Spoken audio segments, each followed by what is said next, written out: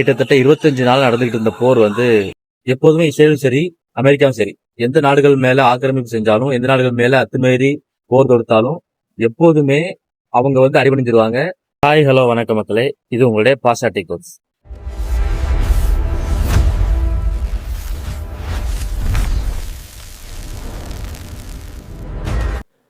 இன்னைக்கு என்ன பார்க்க போறோம் அப்படின்னா, கிட்டத்தட்ட 25 நாள் நடந்துகிட்டு இருந்த போர் வந்து இன்னைக்கு ஒரு வாரத்துக்கு வந்து நாங்க வந்து நிப்பாட்டி வைக்கிறோம் சொல்லிட்டு அமெரிக்க அதிபர் ட்ரம்ப் வந்து ஒரு அறிக்கை விடுத்திருக்காரு.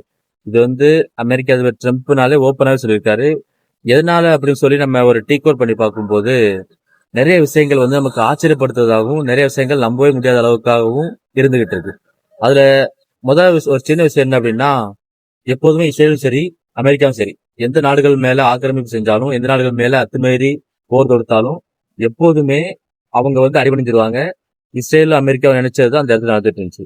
ஆனா முதல் முறையா அமெரிக்காவையும் சரி, இஸ்ரேலையும் சரி திருப்பி தாக்குனதுல வந்து ஈரான் வந்து மிகப்பெரிய ஒரு பலத்தை வந்து காட்டியிருக்காங்க. அப்படி காட்டுனதுனாலதான் இந்த போர் வந்து இது 25 நாள் வந்து தொடர்ந்திருக்கு. எப்போதுமே இஸ்ரேலும் அமெரிக்காவும் என்ன செய்வாங்க அப்படின்னா, ஒரு நாட்டு மேல போர் தொடுக்கும் போதும் சரி, அங்க உள்ள முக்கியமான ஆளை வந்து தூக்கிடுவாங்க. தூக்குனதுக்கு அப்புறம் அந்த நாட்டில் உள்ள சமநிலை தன்மை வந்து பாதிக்கப்படும். அதுக்கப்புறம் தாங்கள் நினைச்ச மாதிரியே இஸ்ரேலும் சரி, அமெரிக்காவும் சரி அந்த நாடை வந்து கட்டுப்பாடு கொண்டு வந்துடுவாங்க. ஆனா ஈரான் விஷயத்துல வந்து அப்படி கிடையாது. முழுக்க முழுக்க முழுக்க மிகப்பெரிய ஒரு கட்டமைப்போட இருந்திருப்பாங்க. உங்களுக்கு அவங்களுடைய எதிர்த்தாக்குதல்கள் வந்து இன்னைக்கு வரைக்கும் தொடர்ந்துகிட்டே இருக்கு. அதை வந்து சமாளிக்கிறதுக்கே மிகப்பெரிய ஒரு பொருள் செலவா அமெரிக்கா வந்து இன்னைக்கு வந்து அதல பாதளத்தை தள்ளப்பட்டு இருக்குன்னு சொல்லி சொல்லலாம்.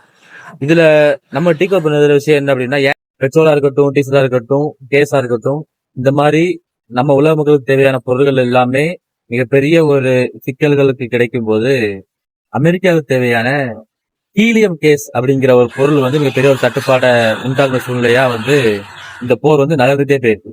அப்போ கிட்டத்தட்ட அந்த ஹார்மோஸ், ஸ்டேட் ஆஃப் ஹார்மோஸ் இருக்கக்கூடிய அந்த இடத்துல வந்து ரெண்டு கப்பல்கள் முழுக்க இருக்கக்கூடிய கண்டெய்னர்கள் ஃபுல்லாமே இந்த ஹீலியம் கேஸ் வந்து கப்பல்கள் வந்து தைவானுக்கும் சரி, அமெரிக்கா சார்ந்த நாடுகளுக்கும் போக வேண்டியிருக்க சூழ்நிலையினால இது மிகப்பெரிய ஆபத்தை போகாம இருந்தா மிகப்பெரிய ஆபத்தை, மிகப்பெரிய பொருளாதார நெருக்கடியை அமெரிக்காவுக்கு கொடுக்கும். அப்படிங்கறதுனாலதான் இன்னைக்கு அமெரிக்கா வந்து முன்வந்து அந்த போரை வந்து நாங்க நிப்பாட்ட சொல்லியிருக்காங்க. இதுக்கு ஈரான் வந்து ஒத்துழைப்பு கொடுப்பாங்க சொல்லியிருக்காங்க. ஆனா அதுக்கு ஈரான் வந்து முழுமையாவே மறுப்பு தெரிவிச்சிருக்காங்க. உங்களுக்கு நான் ஒரு வீடியோ காட்ட, நீங்க பாருங்க. இந்த வீடியோல வந்து அமெரிக்கா ட்ரம்ப் சொல்லுவாரு, நாங்க வந்து எதிர்பார்க்காததை ஈரான் செஞ்சிருக்காங்க அப்படின்னு சொல்லி சொல்லுவாரு. அதனால இப்ப இதுக்கடுத்து இன்னும் வரக்கூடிய நாட்கள் ஒரு வாரம் கழிச்சு மறுபடியும் போர் தொடங்குமா அப்படிங்கிறது வந்து மிகப்பெரிய ஒரு கேள்வியா இருக்கு. ஏன் அப்படின்னா, அமெரிக்காவும் தாக்காத பட்சத்துல வந்து இஸ்ரேல் வந்து அதிகமான தாக்குதல்களை வந்து ஈடுபடுத்த சொல்லியிருக்காங்க. ஈரான் அதுக்கு ஈரான் வந்து நாங்க இன்னும் போர் நிறுத்தத்துக்கு ஈடுபடல, எங்கள்ட்ட இன்னும் எந்த பேச்சுவார்த்தையும் நடத்தணும்னு சொல்லியிருக்காங்க. இந்த போருக்கான சூழல் இன்னும் கொஞ்ச நாள் எப்படி போகுதுன்னு பார்க்கலாம்.